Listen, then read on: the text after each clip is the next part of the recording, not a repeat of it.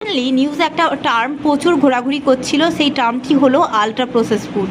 সেই ultra process food সহজ কথায় বাংলায় বলবো আমরা চরমভাবে প্রক্রিয়াজাত খাদ্য, অর্থাৎ যেই সমস্ত খাবারের প্রক্রিয়াকরণের মাধ্যমে তার চরিত্রটা সম্পূর্ণ বদলে ফেলা হচ্ছে, তাতে বিভিন্ন ধরনের কেমিক্যাল, প্রিজারভেটিভ এবং বিভিন্ন ধরনের সুগন্ধি জিনিসপত্র ব্যবহার করা হচ্ছে, তাকেই আমরা বলবো আলট্রা প্রসেস ফুড।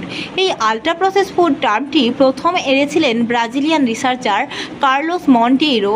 তিনি রিসার্চ করার সময় 2009 সালে ফুডকে 4টি ক্লাসিফিকেশানে ভাগে ভাগ করেন। তার ক্লাসিফিকেশান অনুযায়ী গ্রুপ এতে পড়ছে যে আনপ্রসেস ফুড, অর্থাৎ যেই সমস্ত খাবারে কোনো কেমিক্যাল প্রসেসিংয়ের আমরা ব্যবহার করছি না, যেমন যা আমরা সহজেই প্রকৃতি থেকে পাচ্ছি, যেমন চাল, আলু বা যে কোনো ধরনের শাকসবজি।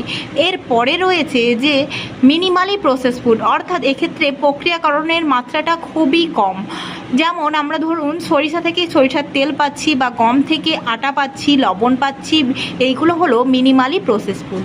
এরপরে গ্রুপ 3-র মধ্যে পড়ছে যে প্রসেস ফুড, অর্থাৎ যেই সমস্ত খাওয়ার প্রক্রিয়াকরণের হারটা অনেকটাই বেশি, ধরুন আমরা পনির খাচ্ছি বা আচার খাচ্ছি বা যে কোনো ক্যানের মধ্যে থাকা খাবার খাচ্ছি।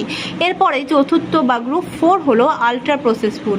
এক্ষেত্রে ফুডের চরিত্রটা সম্পূর্ণ বদলে যাচ্ছে।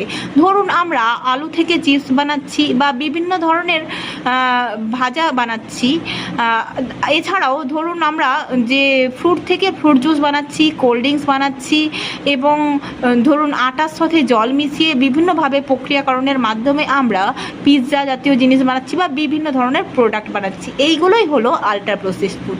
এবার আমরা সাধারণ মানুষ আলট্রা প্রসেস ফুডটা চিনব কীভাবে?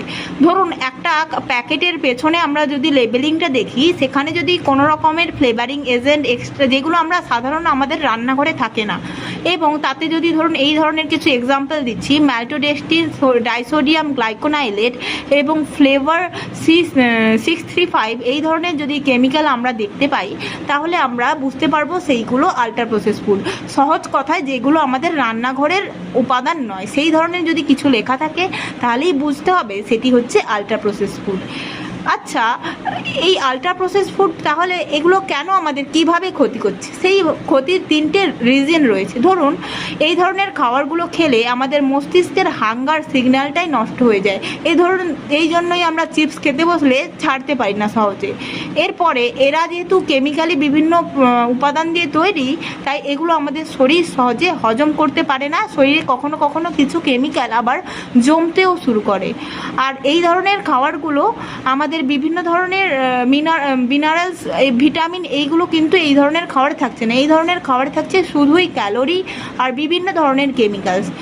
আর তাই আমরা কি করব? আমরা এই ধরনের খাবারগুলোকে যতটা সম্ভব অ্যাভয়েড করব। ধরুন আপনি যদি সারাদিনে সকাল থেকে উঠে যদি একটা বারবন বিস্কুট বা যে কোনো ধরনের বিস্কিট খাচ্ছেন, তারপরে দুপুরে হয়তো আপনি পিৎজা খেলেন, আবার বিকেলে যদি আপনি কোল্ড ড্রিঙ্কস খান, আবার রাতে আপনি যদি কোনো ধরনের একটা অন্য প্রসেস খাবার খেয়ে নেন, তাহলে সারা দিনটাই হলো আপনার আলট্রা প্রসেস ফুড। তাহলে আমাদের এই ধরনের অভ্যাসগুলোকে বদলাতে হবে। সকালে এমনি কমন ঘরোয়া খাবার, ধরুন আমরা মুড়ি খেলাম নর্মাল, দুপুরে ভাত ডিম, যা অনেকটাই শ্রেয়, এবং বিকেলে যদি আমরা একটা ফল খাই এই ধরনের কোল্ড ড্রিঙ্কস বা জুসের বদলে, এবং রাতে আমরা নর্মাল বাড়ির খাবার, রুটি বা এই ধরনের খাবার খেয়ে থাকি, তাহলে আমরা সহজেই আমাদের শরীরকে সুস্থ রাখতে পারবো আর এই ধরনের খাবারগুলোকে আমরা অ্যাভয়েড করতে পারবো।